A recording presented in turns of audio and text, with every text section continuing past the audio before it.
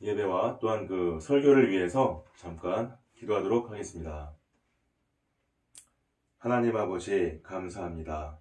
주여, 주일에 근무하는 자들, 또한 생업 때문에 주여 주일을 성수하지 못하는 자들, 그리고 몸이 불편한 환자분들, 그리고 또한 교회에 여러 가지 이유로 접근할 수 없고 예배에 참석할 수 없는 장애인분들을 위하여 주님께서 아버지이시여 이 어리석은 종에게 아버지 이러한 분들의 예배를 지켜드리도록 이끄신 이 가나안 성도교회 예배가 이제 또 시작되고 있습니다.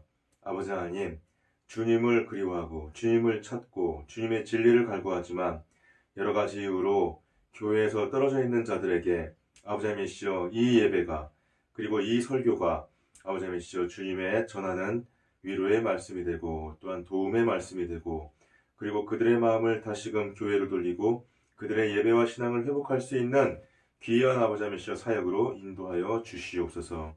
이 시간 시작하는 시간이 오니 아버지 마치는 시간까지 주님께서 함께하여 주시옵시고 또한 아버지 하나님이시여 이 어리석은 종의 입술을 아버지 하나님이시여 주관하여 주시옵시고 마음을 또한 주관하여 주셔서 아버지 제가 전하는 이 예배가 그리고 주님께 올려드린 이 모든 예배가 진정 우리가 신령과 진정으로 드릴 수 있는 예배가 되게 하시고 아버지 하나님이시여 또한 이 예배를 통하여 어려운 자들, 마음이 아픈 자들 주님의 위로와 아버지 하나님이시여 또한 도우심과 그리고 소망이 아버지 전해질 수 있도록 주여 축복하여 주시옵소서. 모든 말씀을 예수님의 이름으로 기도드렸사옵나이다. 아멘.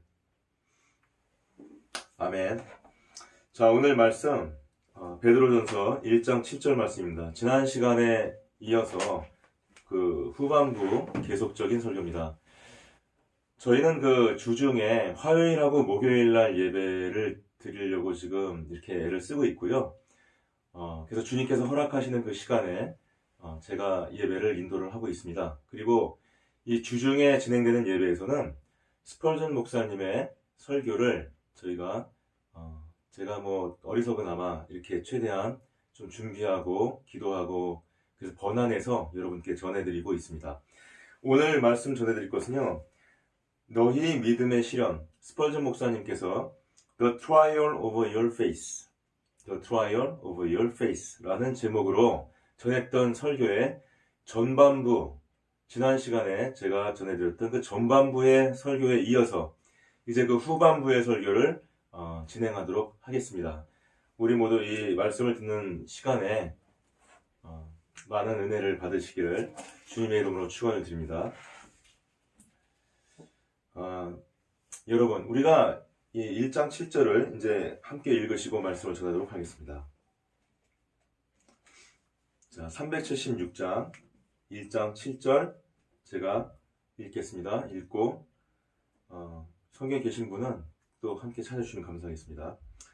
너희 믿음의 확실함은 불로 연단하여도 없어질 금보다 더 귀하여 예수 그리스도께서 나타내실 때에 칭찬과 영광과 존귀를 얻게 할 것이니라. 아멘. 여기 있는 그 말씀처럼 이 믿음의 확실함을 위해서 불로 연단된다. 그래서 바로 이 본문 말씀을 가지고 스펄전 목사님께서는 믿음의 시련이라는 그 설교를 우리에게 이렇게 전해 주었습니다. 자, 그 두 번째 이제 시간으로 저희가 이런 말씀으로 이제 시작을 하도록 하겠습니다. 우리들의 그 믿음의 시련은 여러 가지 형태로 이렇게 다가오곤 합니다. 모든 사람에게 똑같이 다가오지는 않는 것이지요. 어떤 사람들은 심지어는 그들이 하나님과 매일매일 교통을 하고 하나님과 함께 함에도 불구하고 믿음의 시험을 당하기도 합니다. 자, 그런 사람들이 어떻게 믿음의 시험을 당하는 것일까요? 우리가 시편 139편 23절로 24절 말씀을 보면 이런 말씀이 있습니다. 하나님이여 나를 살피사 내 마음을 아시며 나를 시험하사 내 뜻을 아옵소서. 내게 무슨 악한 행위가 있나 보시고 나를 영원한 길로 인도하소서.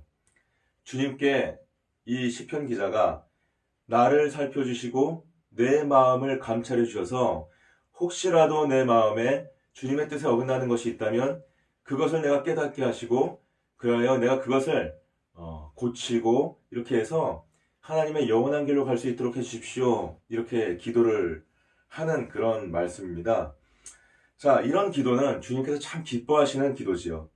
그래서 이런 기도를 할 때마다 여호와의 방문이 이러한 기도를 했던 사람들에게 허락되어지는 것입니다. 여호와께서 오셨을 때 여호와께서는 이 기도의 제목처럼 이 기도의 내용처럼 그들을 시험하십니다.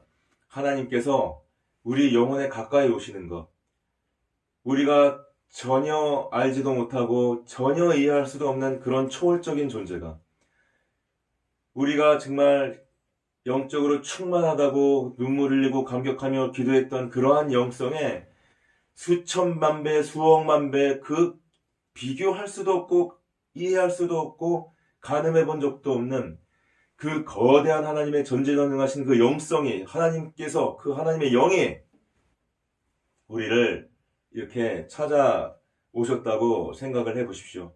이것을 우리는 어떤 영광으로 생각하고 또한 그것을 기다리기도 합니다. 그러나 누구나와 마찬가지로 우리는 누구도 하나님 앞에 티끌 하나 없이 그렇게 깨끗한 사람들은 없지 않습니까? 그래서 사실은 그것이 그렇게 막 기쁘기만 한 것이 아니라 사실은 그런 하나님을 이렇게 내 앞에서 대면했을 때 우리들은 오히려 그 하나님 앞에서 발가벗겨진 것 같은, 그래서 우리의 모든 삶의 모습과 우리의 모든 부끄러움을 이제는 우리가 그 하나님 앞에서 결국은 하나하나 다 드러내고 주님의 판단을 받을 수밖에 없겠구나 라고 하는 그러한 두려움을 우리가 받게 되는 것입니다. 바로 그것이 주님께서 우리를 찾아오셨을 때 거룩하지 못하고 미약하기 짝이 없는, 연약하기 짝이 없는 우리가 겪을 수밖에 없는 시련인 것입니다. 그러한 그 시련은 어떤 외적인 고난하고는 다른 시련이지요. 그것은 우리가 생각했던 어떤 생각보다도, 우리가 생각했던 어떤 마음보다도, 우리가 느꼈던 어떤 마음보다도, 우리가 고백했던 어떠한 믿음보다도 그것을 넘어서고 우리가 상상할 수도 없던 바로 그런 모습이 아니겠습니까? 그래서 그것이 다가왔을 때 우리가 느끼는 그 두려움, 그 떨림, 그리고 그 앞에 섰을 때 우리의 어떤 그 환해지는, 우리의 모든 것을 벌거벗기는 그러한 그 마음, 그 심정은 바로 하나님의 은혜를 통해서 우리가 하나님께 받는 바로 믿음의 시련이라고 하지 않을 수가 없는 것입니다. 만약에 근데 여러분께서 이와 같이 하나님을 만나지 않는다면 그 하나님이 이렇게 온전하게 우리를 만나주실 뿐만이 아니라 그분께서 잠시의 눈짓이라도 우리에게 돌렸을 때 우리가 그 눈짓을 이렇게 느낄 수라도 있는 그러한 교제라도 만약에 우리가 없다면, 그래서 우리가 그분과 동행하지 못하고 그냥 우리가 홀로 우리의 믿음에 대해서 생각하고 우리가 우리 스스로에 대해서 판단할 수만 있고 그렇게 우리가 우리의 믿음을 내 스스로가 만족하게 생각하고 대담하게 생각하고 수준이 높다고 생각한다면, 그러면 우리는 우리의 잘못된 믿음을 고칠 수가 없을 것입니다. 그래서 그 성경 말씀 히브리서 12장 29절에 보면 뭐라고 되어 있냐면요, 우리 하나님은 소멸하는 불이시다. 소멸하는 불이시다. 이런 말씀이 있습니다.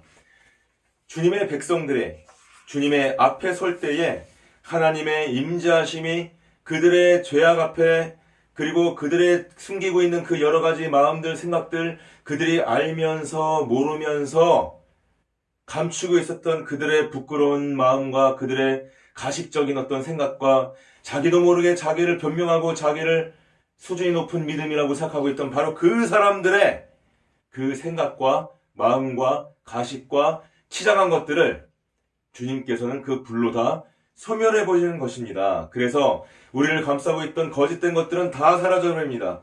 그리고 오직 진실한 것만이 남게 되는 것이지요. 그래서 완전한 성결의 존재, 주님의 그 영적인 존재는 우리가 그분 앞에 섰을 때 우리의 모든 거짓을, 우리의 모든 가식을 다 소멸시켜 버리는 것입니다. 왜냐하면 그분은 마태복음 3장 12절에 나온 것처럼 손에 길을 들고 자신의 타작마당을 정하게 하는 분이시기 때문입니다. 예수님께서 우리가 함께 거하실 때마다 그분은 정죄하시는 자로서 그분은 우리를 사랑하시는 자지만 또 한편은 우리가 갖고 있는 정하지 못한 것들을 제해주는 자로서 제해버리는 자로서 그걸 드러내는 자로서 우리와 함께 계신다는 것입니다. 그래서 그분은 바로 이 본문 말씀에 나와 있는 것처럼 재련소의 불과 같고 그리고 우리의 때를 씻는 비누와 같고 그리고 우리 더러운 것들을 씻어내는 바로 그러한 이 바디샤워와 같은 바디워시와 같은 바로 그런 역할을 하는 것이라고 생각할 수가 있겠습니다. 그러니 어떤 누가 하나님께서 막상 우리에게 진짜로 오신다고 한다면 자신있게 주여 오시옵소서 하고 우리가 달려가면서 우리의 모든 것들이 정말 당당하다. 우리는 너무 깨끗하고 나는 이제 하나님한테 얼마든지 앞에서 맛있게 하나님을 맞이할 수 있다고 우리가 생각할 수가 있겠습니까? 우리의 가식적인 영혼들, 우리의 가식적인 생각들, 우리의 가식적인 거짓들을 다 벗어버리고 다 발가벗고 적나라한 모습으로 주님 앞에 나가야지 않겠습니까? 주님의 믿음을 통해서 그 은혜를 통해서라도 우리는 바로 이러한 시련을 겪지 않을 수가 없는 것이지요. 그리고 여호와께서는 그분의 백성을 위해서 또한 다른 방법을 사용하십니다. 여러분, 우리는 주님께 축복을 항상 기도합니다. 축복을 우리가 소원하고 있습니다. 그런데 그 축복을 통해서도 주님은 우리를 시험하신다고 하는 것입니다. 이것은 사실은 우리가 생각한다면 너무나 정직한 사실이 아닐 수가 없습니다. 우리가 어떤 부자가 되어지도록 허용되어졌을 때 그 상황 속에 얼마나 많은 믿음의 시련이 있겠습니까? 가혹한 어떤 그 시험 중 하나가 뭐냐면 우리가 빈곤하고 가난할 때, 우리가 힘들 때 오히려 우리는 그것을 통해서 우리의 믿음이 강해지고 그 믿음에 강해지지 못한다 할지라도 하나님을 바라보면서 그 하나님을 부르짖고 하나님을 찾는 그러한 우리의 모습을 볼 수가 있지 않습니까? 무의식적으로 튀어나오지 않습니까? 아, 주여, 아, 하나님 도와주시옵소서. 하나님 이번에는 우리를 도와주셔야 됩니다. 이렇게 찾지 않습니까? 그런데 우리가 부자가 돼서 그 부자가 된다는 것은 그 부를 가지고 우리가 원하는 다양한 것들을 모두 다 충족할 수 있는 무언가를 가지게 된다는 얘기가 아니겠습니까? 그래서 한 사람의 가난한 사람이 이 믿음을 이렇게 잃어버리는 것보다 50명의 부유한 사람이 이 믿음을 잃어버리는 경우가 훨씬 가능성이 큰 것입니다. 가난한 사람은 믿음을 잘 잃어버리지 않습니다. 근데 부유한 사람들은 50명이 아니라 500명이 될지라도 그들의 믿음에 실패하지 아니하고 끝까지 그 부유함 속에서라도 하나님의 믿음을 지켜가는 그러한 영적인 가난과 하나님에 대한 갈급을 그 결핍을 계속적으로 느끼고 계속적으로 그것을 의지하고 공급받으려고 하는 그 마음을 지키기는 어려운 것입니다. 그래서 만약에 이 방송을 듣는 분들, 이 설교를 듣는 분들 중에 혹시라도 예전보다 부유해졌다고 생각하시는 분이 있다면, 혹시라도 예전보다 경제적으로 여유가 있어졌다고 생각하는 분이 계시다면 지금 이 순간 무릎 꿇고 기도를 하십시오. 하나님 아버지, 내 마음이 이것들로 인해서 주님을 바라는 마음을, 주님을 의지하는 마음이 약해지지 않을 수 있도록 주여 도와주시옵소서. 이렇게 기도하십시오. 그리고 여러분들을 주변에 있는 그 신실한 믿음의 친구들에게 기도를 부탁하십시오. 여보게, 내가 요즘 조금 경제적으로 여유가 생기다 보니 그 돈을 관리하는데 막 바쁘기도 하고 또 한편으로는 마음의 결핍이 없다고 생각하다 보고 그리고 내가 이제까지 이렇게 잘해왔으니까 앞으로도 잘할 것 같은 그런 어떤 충만한 들뜸 같은 그 만족감, 그 어떤 자신감, 하나님이 주시는 소망과는 다른 뭔가 물질이 준 그 소망 때문에 가끔씩 내 영이 오히려 가난해짐을 느낀다네. 나를 위해서 기도해 주시게 라고 여러분 주변에 있는 그 신실한 믿음의 친구들에게 꼭 부탁을 하시기를 권면을 합니다. 왜냐하면은 우리가 진흙이라는 것을 봤을 때 그 진흙은 밖에서 밟을 때는 단단하기 때문에 그것을 밟고 다지고 하면은 굳어져서 우리가 그걸 건너갈 수가 있지만, 그 진흙이 만약에 우리의 발 그리고 우리의 다리에 막 달라붙어서 그 다리를 무겁게 만든다면 어떻게 되겠습니까? 그것은 우리에게 달라붙어서 우리의 걸음을 방해하는 것이 되는 것입니다. 돈이라는 것은, 그 재산이라는 것은, 그 부유함이라는 것은 마치 우리의 영혼에 이렇게 달라붙는 진흙과 같은 것이기 때문에, 우리가 그 달라붙는 진흙의 무게를 느끼면서도 그럼에도 불구하고 믿음의 길을 굳건히 가기 위해서는 더욱더 애를 쓰고 더욱더 힘을 내고 더욱더 강한 하나님에 대한 도우심을 구해야 되는 것입니다. 자, 근데 부자가 아닌 사람들은 또 어떻습니까? 부자가 아닌 사람들은 세상에 만족이 없나요? 우리들은 세상을 살아가면서 여러 가지의 가치를 느낄 수가 있습니다. 그리고 그것들을 세상에서 심지어는 굉장히 동요하고 좋은 것이라고 우리한테 얘기를 하곤 합니다. 예를 들어서 우정이 있을 수 있습니다. 사람들이 이렇게 아름다운 우정을 나누는 얘기들이 많이 있습니다. 또한 형제가 있습니다. 우리가 옛날에 우리 민속적인 어떤 얘기를 통해서 보았듯이, 우리가 옛날에 그 농심라면 같은 거 선전 보면 그 형이 동생과 함께 이 농사를 졌지만 그 동생이 더 어려울까봐 그렇게 해서 이 볏짐을 들고 밤에는 이렇게 동생한테 갖다 놓고, 동생은 또 형은 식구도 있고 하니까 더 많은 벼가 필요할까, 더 많은 식량이 필요할까 하면서 그렇게 밤에 볕단을 갖다 놓는 바람에 두 사람의 볕단이 전혀 줄어들지가 않았다는 이야기가 있지 않습니까? 그 형제들이 이렇게 볕단을 지고 가면서 밤중에 딱 마주쳤을 때 아마 그들이 느끼는 그 감정, 그들이 느끼는 어떤 그 세상에 대한 신뢰감, 그들이 느끼는 이 만족감, 그들이 느끼는 그 행복, 이것은 정말 대단한 것이 아닐 수 없을 것입니다. 돈을 주고 살 수 없는 것이죠. 그리고 세상상 그런 것들을 굉장히 떠받들듯이 이렇게 얘기를 하고 그러한 것들을 우리의 삶의 모범처럼, 모델처럼 권면을 하곤 합니다. 그러나 그러한 어떤 우리의 만족 속에서, 그러한 것들 안에서, 그 소소한 삶의 일상의 어떤 그런 행복 속에서 우리는 주님께서 우리의 인류를 향해서, 그리고 이 순간에도 벌어지고 있는 거대한 그 악의 무리와 그 악의 무리가 또한 정사와 권세를 휘어잡아서 이 세상을 휘어잡고서는 수많은 사람들을 이 어둠 속에 억압하면서 그들이 알게 모르게 오로지 그들의 어떤 그 미혹에 넘어가고 그들의 미혹만을 바라보게 만드는 그런 거대한 그 싸움이 벌어지고 있다는 것을 우리가 잊을 수도 있는 것입니다. 우리의 믿음은 어디서 오는 것입니까? 우리의 믿음은 예수님과 하나님을 사랑하는 데서 오는 것이죠. 그래서 사랑이라는 것은 무엇입니까? 바로 그분들의 마음을 헤아려주고 바로 그분들이 바라는 것들을 우리가 어떻게든지 조금이라도 도와주려고 하고 그분들의 마음을 우리가 닮아가는 거 아니겠습니까? 근데 하나님과 예수님의 마음은 무엇입니까?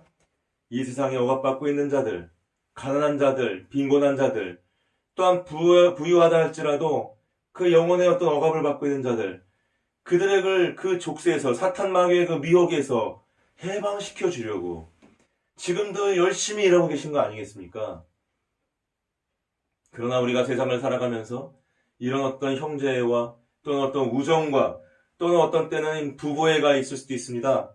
그것은 때로는 열심히 일한 다음에 내가 받는 그 봉급의 건전한 기쁨일 수도 있습니다. 그건 건전한 기쁨입니다.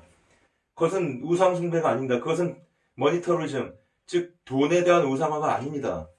그럼에도 불구하고 만약에 그것이 우리에게 주신 하나님의 그 축복이고 우리에게 주신 하나님의 그 어떤 삶의 기쁜 면들을 갖다가 허락하신 것들임에도 불구하고 우리가 그것들 때문에 오로지 이제 그것만을 다시금 추구하면서 거기에 모든 가치를 쏟아부으면서 하나님의 그 세상을 바라보는 그 아프신 마음, 예수님의 그 세상을 바라보는 그 사랑하기 때문에 그 아픈 사람들, 빈곤한 사람들, 불행한 사람들, 억압받는 사람들의 그 아픔을 나의 아픔으로 느끼고 그것을 거룩한 분노와 거룩한 나의 어떤 소망으로 삼아서 내가 이 현재 이 삶을 갖다 뛰쳐나가서 하나님이 걸어갔던 바로 그 가시밭길, 그 십자가를 바라고 뛰쳐나가려고 하는, 그걸 따라가려고 하는 그 날카로움을, 그 마음의 비통함을, 세상을 바라보는 그 우리의 마음의 어떤 그 긍휼함을 잃게 만든다면 그것은 또한 믿음으로 인한 실현이라고 하지 않을 수가 없는 것입니다. 그래서 우리들은 어떤 때는 환한 것보다, 어떤 때는 너무 따뜻한 것보다, 어떤 때는 조금 어둡고, 어떤 때는 조금 혼란스럽고, 어떤 때는 조금 춥고, 이런 것들이 때로는 우리의 믿음을 깨울 수가 있는 것입니다. 우리가 세상을 살아가면서 우리의 육적인 안락을, 우리의 어떤 번영을, 우리의 어떤 잘됨을, 그것들을 하나님의 빛으로 오해하는 경향이 있습니다. 그래서 우리가 가끔은 그 어둠과 연약함 속에서, 그 시련 속에서 그러한 따뜻함이, 그러한 하나님의 축복이, 그러한 빛이 없는 것이 어떠한 것인가를 느끼는 것도 때로는 필요한 것입니다. 자, 이런 경우 중에 또 하나 우리가 경계해야 될 것이 있습니다. 그것이 무엇입니까? 칭찬이라는 것이 있습니다. 칭찬. 여러분, 솔로몬이 잠언 27장에 보면은 이렇게 말을 했습니다. 도가니로는 은을 재련하고 풍무로는 금을 재련하되 칭찬으로는 사람을 실현하게 만든다. 도가니는 은을 이렇게 재련하기 위해서 막 실현을 주죠. 그죠? 그 다음에 풀무는 막 불덩이를 해가지고 금을 재련합니다. 그 실현을 줍니다. 근데 진짜 사람을 실현하는 것이 무엇이라는 것입니까? 그것이 어떤 견딜 수 없는 질병이 아닙니다. 그것이 어떤 빈곤하게 되고 망하는 어떤 직업을 잃거나 사업이 망하는 그런 것이 아니라고 했습니다. 그 지혜자 솔로몬은 뭐라고 얘기했습니까? 칭찬이 사람을 가장 실현한다, 실현을 준다, 이렇게 얘기를 하지 않겠습니까? 저는 이런 생각을 하는 것입니다. 만약에 종교적으로 박해받는, 지금도 수많은 우리나라의 사람들이, 그 기독교인들이 선교지로 나가서 그 박해를 각오하면서 눈물을 흘리면서, 때로는 그 눈물 속에서 하나님의 도우심을 또 의지하면서 어려운 가운데 사역을 하고 있는 분들이 많이 있습니다. 근데 그들이 그 삶의 위협에도 불구하고, 빈궁함에도 불구하고, 환경의 달라짐에도 불구하고, 문화의 달라짐에도 불구하고, 자기 가족들이 어려워짐에도 불구하고, 자기 자식이 혼란에 빠지고 어려움을 겪고 왕따를 당하고 적응하지 못하는 그 괴로움 속에 있음에도 불구하고, 그럼에도 불구하고 그들은 계속해서 열심히 설교할 수도 있고, 또한 그들은 하나님의 도우심을 계속적으로 바라보고 걸어갈 수가 있는 것입니다. 그런데 생각해 보십시오. 그러한 사람이 어느 날 이제 한국으로 돌아왔습니다. 굉장히 사람들이 떠받들어졌습니다. 그래서 그 사람이 어떻게 또한 2년이 닿아서 대형 교회의 담임 목사로 갔다고 생각해 보십시다. 그 선교지에 있을 때는 진짜 한 달에 돈 20만 원, 30만 원이 아쉬워서, 또한 그 돈 이렇게 지원받는 것이 그렇게 때로는 가슴이 철렁거리고 기한이 됐는데 안 들어오면 하나님께 기도하게 되고 그랬는데, 지금은 주체할 수 없을 정도의 재정이 들어오고 주체할 수 없을 정도의 사람들이 자기를 도와주겠다고 막 옆에서 있고, 그 다음에 내가 뭐라고 몸짓만 움직이면 어떻게든 나를 도와주고 내 앞에서 이렇게 인정을 받기 위해서 그런 사람들이 주변에 가득 있다고 생각해 보십시오. 그들은 말을 합니다. 목사님 최고십니다. 목사님 오늘 설교 너무 은혜로웠습니다. 목사님이야말로 정말 우리 교회를 크게 부흥시키실 분입니다. 목사님.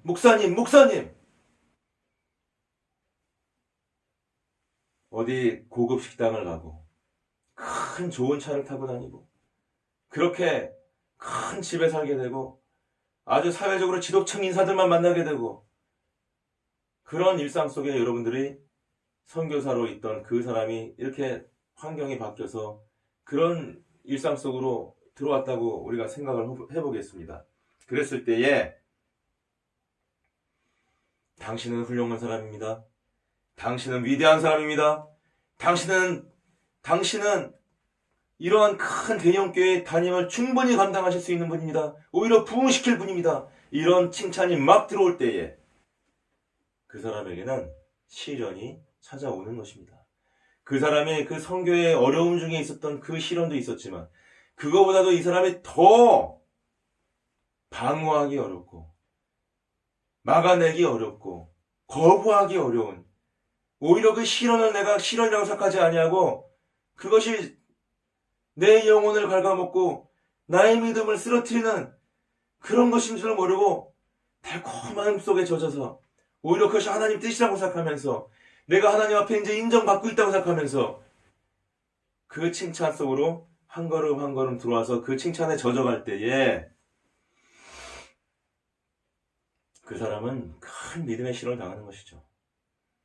근데 여러분 생각을 해보십시오. 여러분이 꼭 목사가 아니라 선교사가 아니라 여러분이 지금 있는 그 직장에서 또는 여러분이 있는 그 가정에서 여러분이 있는 그 사업장에서 똑같은 일이 벌어졌다고 생각을 해보십시오.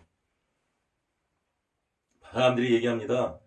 아유, 사장님, 정말 사장님은 훌륭하신 분입니다. 정말 사장님 위대하신 분이십니다. 사장님 정말 완벽하신 분이십니다.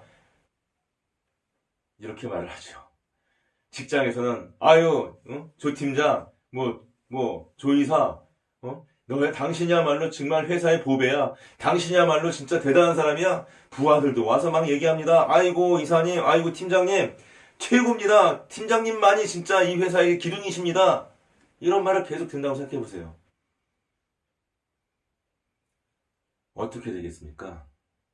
여러분, 그러한 분위기를, 그러한 자기의 자존감이 올라가는 그 분위기를 이겨낼 수 있는 사람은 적습니다. 그런 사람은 그 분위기 속에 자기의 마음을 다 풀어놓게 돼 있습니다. 그것이 위험한 것입니다. 만약에 그러한 사람에게 하나님께서 은혜로 임하셔서 그의 믿음을 붙잡아주지 않는다면 그는 그 칭찬의 시련을 이겨내지 못하고 결국은 허물어지고 말 것입니다. 그렇기 때문에 믿음은 그 사람에게 시련을 주는데 그 시련 중에 또한 어려운 것이 무엇입니까? 칭찬을 주는, 그 칭찬의 형태로 오는 시련이 있다고 하는 것입니다. 그래서 부드러운 바람을 좋아하고 귀에 듣기 좋아하는 그 소리를, 귀에 듣기 좋은 소리를 좋아하고 눈에 보기 좋은 것을 좋아하고 이렇게 그것을 하나님이 내게 주신 축복이라고 생각하는 사람들, 그렇게 오해하는 사람들,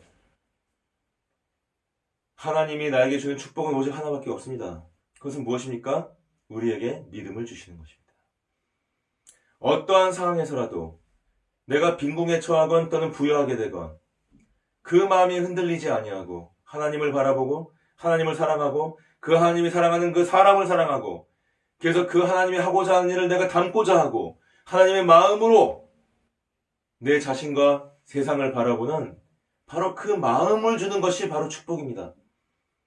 근데 그 하나님이 주시는 그 축복 중에 간간히 섞여 있는 삶의 따뜻하고 아름다운 것들 또는 우리가 하나님의 빛을 드러내고 영광을 드러냈을 때 사람들이 그것이 하나님의 영광과 하나님의 빛인 줄 모르고 그 사람을 떠받들어주고 그 사람을 칭찬했을 때 그걸 축복이라고 또 느끼게 될 때, 만족하게 될 때에 우리는 믿음의 시련에 빠졌다고 말할 수가 있는 것입니다. 우리는 기도해야 되는 것입니다.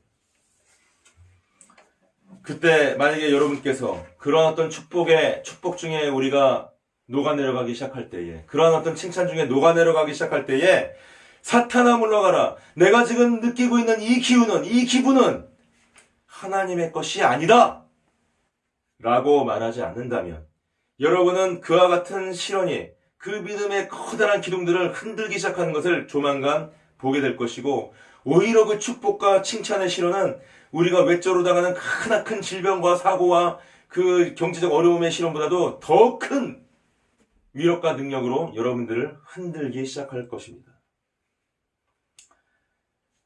그리고 또한 여러분들은 세상을 살아가면서 여러분의 인격이 완성이 되고 여러분의 인격이 점점 더 부드럽게 되고 온화하게 되고 많은 사람들이 여러분의 낯빛을 보고 좋아하고 여러분의 말투를 좋아하고 여러분의 위로의 말을 듣기 좋아하고 어디 가든 여러분을 환영을 하기 시작하고 이랬을 때에 세상에서 환영받는 여러분, 그것에 여러분들이 만족하고 기쁘고 들뜨고 종래는 그것이 어디까지 가냐면은 어떻게 하면 이 사람들을 만족시켜줄 수 있을까? 내 생각과는 다르지만 그 사람들이 듣기 좋아하는 소리를 해야 되겠다. 내가 지금 이 순간에는 이렇게 말을 하고 저 순간에는 저렇게 말을 하고 이 사람한테는 이렇게 말을 하고 저 사람한테는 이렇게 말을 한다 할지라도 나는 그들에게 좋은 평판을 듣고 싶다. 이렇게 녹아내려갈 때에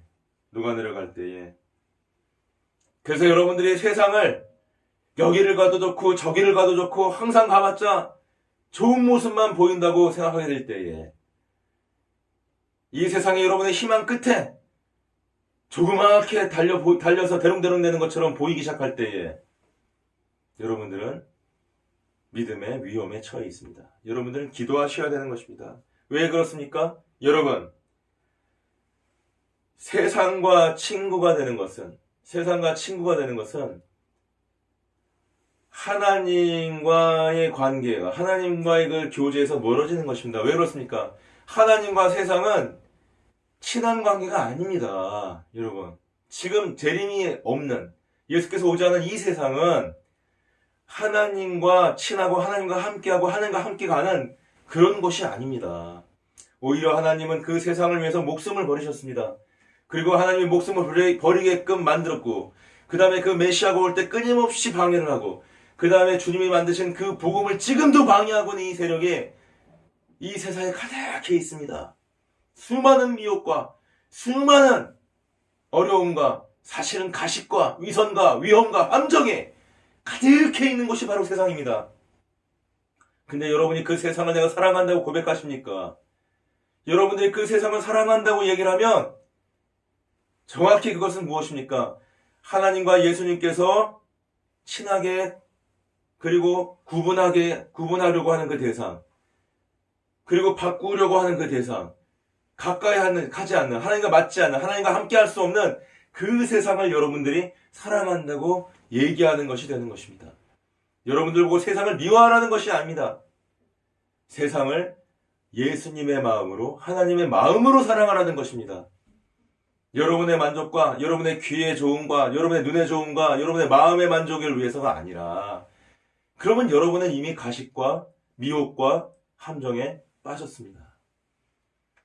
오로지 하나님의 진리 안에 서서 그 진리에서 바라볼 때에 그때 여러분은 마치 매트릭스에서 그 세상이 온전하게 바라보는 그 세상의 매트릭스의 그 영화에서 보면은 그 눈으로 쳐다보면 갑자기 그것은 컴퓨터 프로그램 돌아가는 1과 2의 이진법으로 그 숫자의 배열로 막 돌아가고 있는 것처럼 진실을 보게 되는 것입니다. 무엇이 함정이고 무엇이 미혹이고 무엇이 거짓인지를 그리고 여러분들이 무엇으로 그 복음을 이 순간에 어떤 복음으로 하나님의 사랑이 어떤 것인지를 그것을 어떻게 전달해야 될지를 여러분이 볼 수 있게 되는 것입니다.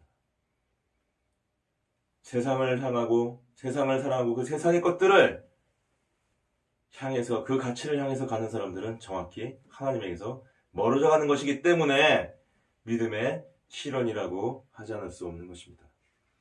또 다른 믿음의 실현이 있습니다. 그것은 무엇입니까? 그것은 지극히 위험하고 굉장히 혼란스러운 것입니다. 여러분, 우리가 첫사랑을 받을 때에 하나님께서 예수님을 이 세상에 보내주셨고 그리고 하나님이 바로 세상을 창조하신 바로 그 분이고 내 생명을 주신 바로 그 분이고 그리고 그 하나님께서 사람으로 되어 오셔서 바로 나를 위하여 내가 그리고 살아가는 사람들을 위하여 그리고 내가 살아가는 이 세상의 어둠과 억압과 그리고 그 절망에서 우리에게 소망과 구원을 해방을 주시기 위해서 그 아픔을 감당하시고 보혈의 피를 흘리셨다는 걸 우리는 알게 됩니다. 뭐라고 설명할 수는 없습니다. 왜 알게 된지는 알 수가 없습니다. 하지만 우리는 알게 되는 것이죠. 왜요? 성령께서 우리에게 그것을 가르쳐 주시기 때문이지요. 근데 우리가 그 순간을 떠나서 그 충만한 순간을 떠나서 가만히 이 기독교의 교리를 보고 성경의 말씀을 보다 보면 내가 정말 이렇게 해도 괜찮은 것일까 하고 느낄 때가 한두 번이 아니지 않습니까? 그리스도의 십자가, 그 그리스도의 십자가는 사실 얼마나 수많은 사람들을 실망시켰습니까? 그 당시에 수많은 사람들이 예수님을 쫓아다녔습니다. 그 사람들이 바랬던 것은 십자가가 아니었지요. 예수님께서 권능으로 그 빵을 주시는 그 왕의 권능, 기적을 베풀어서 그 빵을 만들어내는 오병이어의 그 권능으로 그들을 억압하는 로마를 물리치고, 그래서 그 하나님의 신정국가를 다시 회복하는 그 메시아가, 그 왕이, 다윗의 후손이 예수님이기를 바랬지요. 그렇게 행동하시길 바랬지요. 그러나 그들에게 있어서 예수님은 청천벽력 같은 소리를 한 것입니다.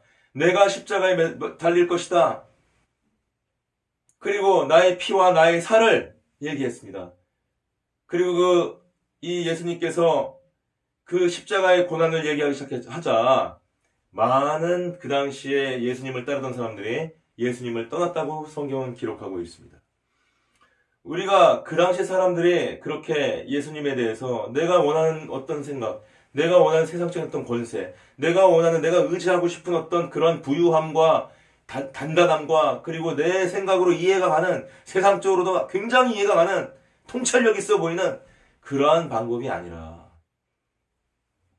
내가 나를 내쳐야 되고, 내가 나를 죽여야 되고, 내가 아주 억울한 일을 당하더라도 내가 그것을 항변하면 안 되고, 내가 오히려 그 사람을 오른뺨을 맞으면 왼뺨을 들이대야 되고, 남들은 나를 한 번도 도와준 적이 없는데 내가 힘들 때 정말 돌아보지도 않았고, 그런데도 불구하고 나는 내가 애써서 번 돈을 그 사람들을 위해서 아낌없이 내놓아야 하고, 어릴 때 내게 상처를 줬던 그 사람들, 내 친구들, 가족들, 친척들, 그 사람들의 모든 것들을 다 용서를 해주고, 오히려 그들을 위해서 중보하고 기도하고 그들을 위해서 눈물을 흘려줘야 되는 그러한 말씀의 취지를 들을 때, 그 말씀의 뜻을 들을 때, 예수님의 음성을, 그 말씀을 통해서 우리가 깨닫게 될 때 바로 이렇게 가르치고 계시는구나. 그때 많은 사람들은 어떤 미혹이, 어떤 그 조그마한 어떤 그 틈새 하나가 우리 마음속에 자꾸 박히려고 그러고 생기려고 하는 것들을 우리가 알 수 있지 않습니까? 하나님의 진리를 우리가 믿고 싶지요. 하지만 수많은 사람들이 그들이 보고 싶은 것만을 보고, 그들이 듣고 싶은 것만을 이 성경책에서 찾으려고 했습니다. 왜냐? 왜 그렇습니까? 너희가 기도하는 것은 무엇이든지 아뢰면 주님께서 이루어 주시리라. 이런 거를 듣고 싶은 거지요. 너희를 복주겠다. 너희가 원하는 것을 다 들어주겠다. 이런 취의 얘기를 들어주는 것이에요. 근데 거기에는 그렇지 못한 얘기들이 굉장히 많이 있지 않습니까? 우리에게 이 구약은 수많은 얘기들이 우리가 지켜야 될 것들에 대해서 얘기하고 있고, 또 신약은 사실은 그렇게 얘기하는 것 같지는 않지만 마음으로까지 우리를 갖다가 그 율법을 우리가 지켜야 되는, 그래서 이 마음으로 음란한 생각을 가진 자마다 벌써 이 죄를 저질렀다고 하는 더 어려운 지경에 어떤 그러한 말씀을 이 성경이 주고 계시지 않습니까? 우리가 그런 말을 들었을 때에 우리가 듣기 좋은 말씀만 자꾸 뇌까리고, 그리고 그것만 내가 가지려고 그러고, 그리고 주님께서 우리를 경계하시고 우리에게 주시는 그 말씀을 어떤 거는 선별해서 이렇게 듣지 않으려고 하는 그 말씀의 편식을 이렇게 우리가 하는 순간 우리는 믿음의 시련으로 들어가고 있는 것입니다. 그것이 바로 우리가 잘못된 가르침 속으로 빠져 들어가는 것이고, 그것이 바로 우리가 어떤 이단 속으로 들어가기 시작하는 그 단초가 되는 것입니다. 그래서 그것이 무엇입니까? 하나님을 믿습니다. 왜요? 하나님을 믿으면 부자가 되기 때문입니다. 하나님을 믿습니다. 왜요? 하나님을 믿으면 병이 낫기 때문입니다. 하나님을 믿습니다. 왜요? 하나님을 믿으면 내가 좋은 대학에 갈 수 있기 때문입니다. 내 자식 새끼가 잘 될 수 있기 때문입니다. 여러분, 왜 그렇게 생각하십니까? 라고 물어보면 성경에 나와 있지 않습니까? 그것이 바로 우리 실현 속으로 들어가고 있는 그러한 단초가 되는 것입니다. 잘못된 가르침 속에 우리가 스스로 빠져들어가는 것이고, 심지어 그것이 더 깊이 들어간다면 이단의 가르침 속으로 우리가 빠져들어가는 것이라고도 할 수가 있게 되는 것입니다. 우리들은 결단을 해야 됩니다. 우리 자신을 믿을 것입니까? 여러분들이 생각에 판단해서 그 판단에 옳은 것만, 판단에 달콤한 것만 말씀에서 끄집어내고 그것만을 믿는다면 그것이 하나님을 믿는 것입니까? 여러분을 믿는 것입니까? 우리들은 우리 자신을 믿는 것입니까? 아니면은 우리가 하나님을 믿을 것입니까? 우리가 만약에 향기로운 포도주와 같은 그 귀에 좋은 말만 듣지 아니하고 우리 귀에 쓴 약과 같은 우리가 반성하게 하는, 우리가 회개하게 하는, 우리가 눈물 흘리게 하는, 내 마음속에 꼭꼭 감춰두고 남한테 그게 아니라고 막 이렇게 막 포장해 놨던 것을 확 뜯어버려가는, 그걸 드러내버리는 그러한 그 입에 쓴 약과 같은 그러한 것들을 우리에게 찾아오게 하는 것. 그래서 우리가 그런 것들까지도 우리가 기꺼이 말씀으로 고맙게 아멘으로 받아들인다면 그러면 우리들은 진실한 사람이 될 것입니다. 그래서 우리가 하나님의 진리와 같은 방향으로 가게 될 것입니다. 그렇지 아니하고 만약에 우리가 귀에 좋은 말, 우리가 듣고 싶은 말, 그리고 그 듣고 싶은 말은 무엇이냐? 세상적인 어떤 번영, 세상적인 어떤 부유함, 세상적인 어떤 권력, 세상적인 어떤 지위, 이런 것들이 어떤 보장이 되는 것 같고 그것들에 대한 어떤 보증수표가 되는 것 같은 그런 말씀만 따라가려고 한다면 저는 말씀드리겠습니다. 그것은 정확히 하나님의 길과 반대로 가고 있는 것입니다. 물론 하나님은 그런 것들을 여러분께 축복으로 줄 수도 있습니다. 여러분들께 그 은사로 줄 수도 있습니다. 그러나 여러분이 그걸 받는다고 할지라도 여러분의 눈은 그것을 향하고 있는 것이 아니라 그 가치를 여러분의 마음에 꽉 채우고 있는 것이 아니라 오히려 하나님을 바라보면서 담담하게 그것들을 바라볼 수 있어야 되는 것입니다. 내가 그것을 받았을 때의 어떤 들뜸과 그 세상 사람들 생각하면서 나랑 비교하면서 막 이렇게 만족하고 내가 막 이렇게 자존감이 높아지는 것보다 그러한 높은 지위, 많은 돈 또는 그런 여러 가지 그 좋은 환경들을 우리가 접하게 되었을 때 우리들은 그것들을 어떻게 하면 더 잘 감당할 수 있을까? 우리가 경험하지 못했던, 우리가 이제까지 감당하지 않았던 그것들을 어떻게 내가 이제는 감당해 갈 수 있고 그걸 하나님께 영광을 돌릴 수 있을 정도로 잘 감당할 수 있을까? 내가 거기에 휩쓸리지 아니하고 오히려 이걸 통해서 더 주님을 드러낼 수 있을까? 내 믿음을 성장시킬 수 있을까? 이렇게 오히려 더 무거움으로, 담담함으로 바라볼 수 있는 그러한 마음을 구할 수 있다면 그것은 우리에게 진정한 행복이고 진정한 믿음이고 진정한 축복이 될 것입니다. 그러나 그렇지 않다면 그것이 들뜸이라면 그것이 자존감이라면 그것이 내가 어떤 세상 사람들과 비교했을 때 나의 어떤 자존심을 높여주는 그런 것에 불과한 것처럼 느껴진다면 세상이 만약 조그맣게 느껴진다면 세상이 가볍게 보인다면 그것은 시련인 것입니다. 여러분 아멘 하십니까? 깨닫는 귀가 있으면 아멘 하십시오. 자, 이제 마지막으로 그럼에도 불구하고 이제까지 제가 말씀드린 모든 시련에도 불구하고 우리의 시련의 가장 전형적이고 견디기 어려운 시련은 역시 고난이라고 할 수 있습니다. 여러분 어떤 사람이 이렇게 기도를 했다고 생각하겠습니다. 예수님 또는 하나님, 나는 당신을 사랑합니다. 내가 당신을 사랑하기 때문에 나는 어떤 시련도 믿음으로 이겨낼 자신이 있습니다. 주여, 나는 어떠한 경우에라도 당신을 따라가겠습니다. 난 죽기까지 당신을 쫓겠습니다. 난 당신을 위해서 죽겠습니다. 라고 고백을 했다고 합시다.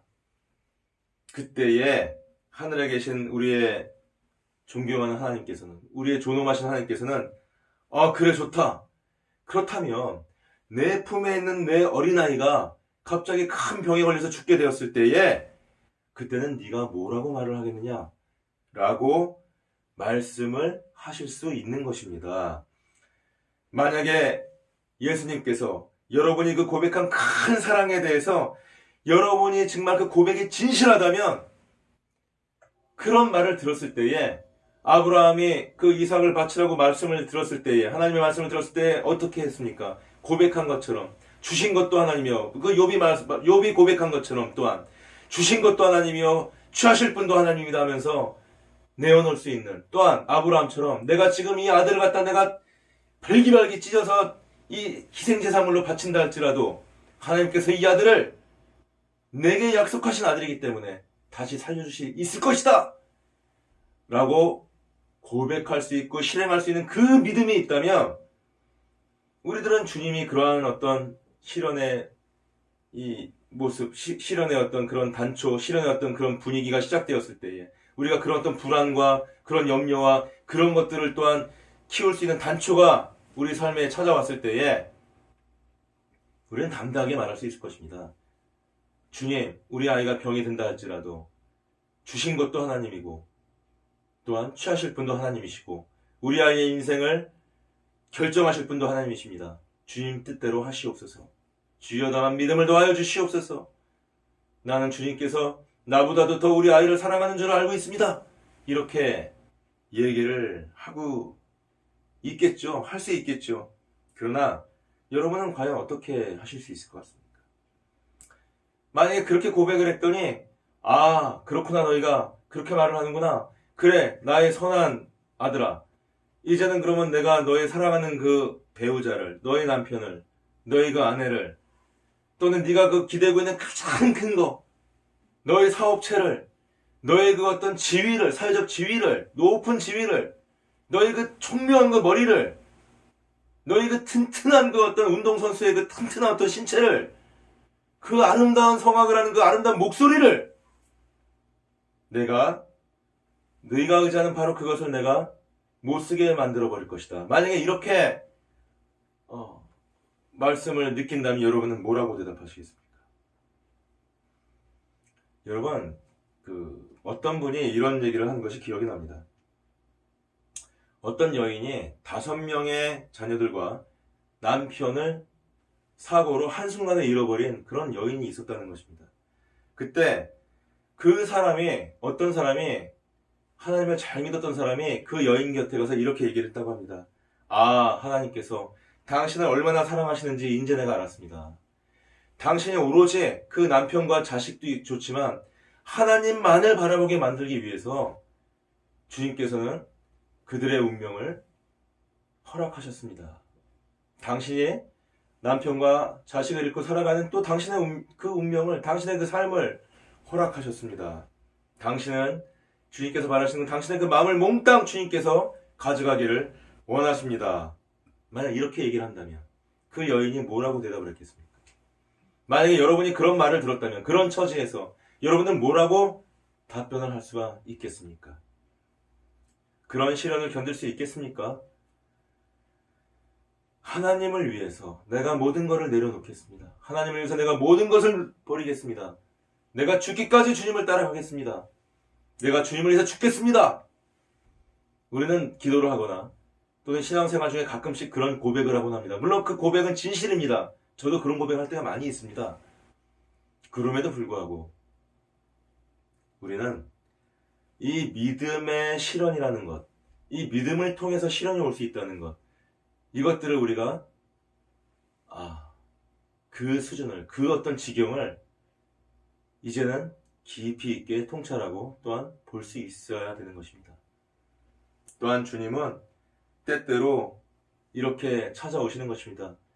네가 의지했던 바로 그 어떤 것들, 이런 것들이 사라져갈 때에 이제는 어떻게 사라져가는 것입니까? 내가 나이가 들어가는 것입니다.